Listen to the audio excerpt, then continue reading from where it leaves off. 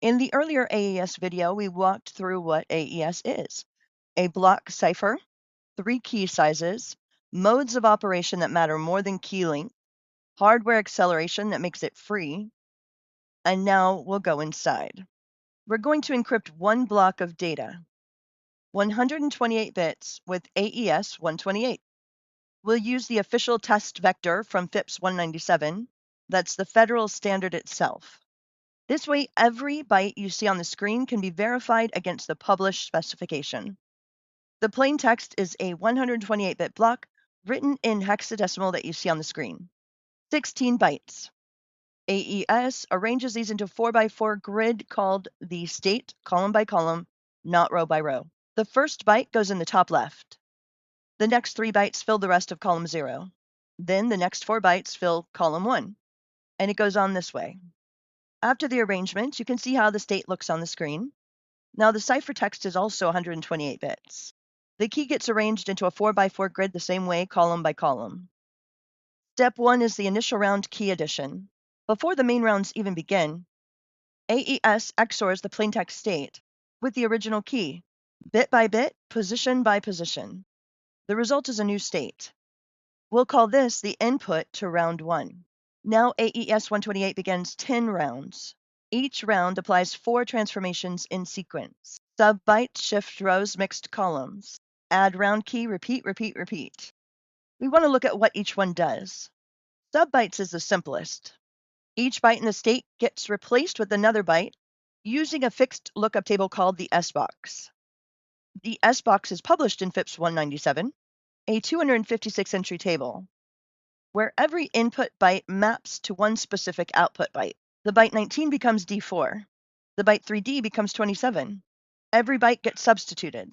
The S-box is not random. It's constructed from the multiplicative inverse in a finite field combined with an affine transformation, designed to break linear and differential cryptanalysis. After subbytes, the state has been completely substituted byte for byte.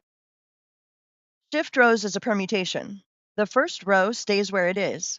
The second row shifts left by 1 position, with the leftmost byte wrapping to the right. The third row shifts left by 2.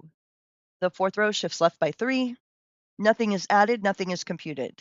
Bytes just move. After shift rows, column 0 is D4, BF5D30. The mixed column matrix has 2, 3, 1, 1 in the top row. So the new top byte equals 2 times D4 plus 3 times BF plus 1 times 5D plus 1 times 30.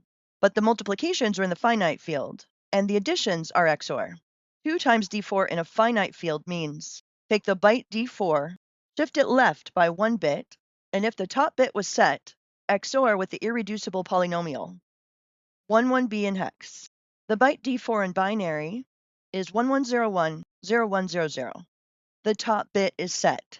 Shift left gives 10101000. That's A8. And we XOR with 1B. The result is B3. 3 times BF is computed similarly.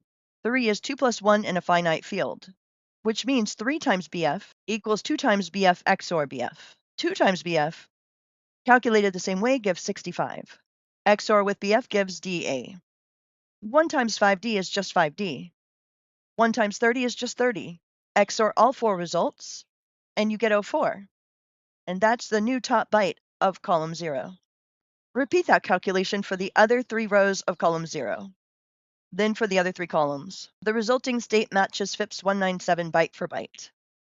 Add round key is the last operation in the round. The state gets XORed with the round-specific key, the round key. When we think about where do the round keys come from, the original 128-bit key gets expanded into 11 128-bit round keys through a process called the key schedule. The key schedule uses 3 operations: rot word, which contains a 4-byte word, subword, which applies the S-box to each byte, and archon, the round constant, a fixed value that prevents symmetries in the expansion. The first round key is the original key. Each subsequent round key is derived from the previous one. By round 10, you have 11 round keys total, 1 for the initial add round key, and 1 for each of the 10 rounds. After add round key, round 1 is complete. The state at the end of round 1 is shown on the screen. This matches the FIPS 197 reference exactly.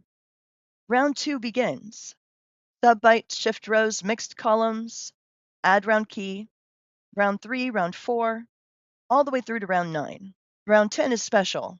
Only 3 operations. Subbytes, shift rows, add round key. Mixed columns is omitted. The designers added this asymmetry so that AES decryption mirrors AES encryption structurally, which simplifies hardware implementations. There's no security benefit to omitting mixed columns in the final round. There's no security cost either. After round 10 completes, the state contains the ciphertext shown on the screen. That's the encryption of the original plain text under the original key. 16 bytes in, 16 bytes out. 10 rounds of transformations. 1 verifiable result. Now zoom out. Every byte we just computed exists for one reason. To make this transformation a one-way function, easy to compute forward with the key, computationally infeasible to reverse without it. Subbytes provide confusion, mixing the key into the state non-linearly with SBox. Shift rows and mixed columns provide diffusion, spreading the influence of every input byte across the entire state within 2 rounds. Add round key injects the key at every round. So the relationship between plain text and ciphertext depends on the key everywhere, not just at the start.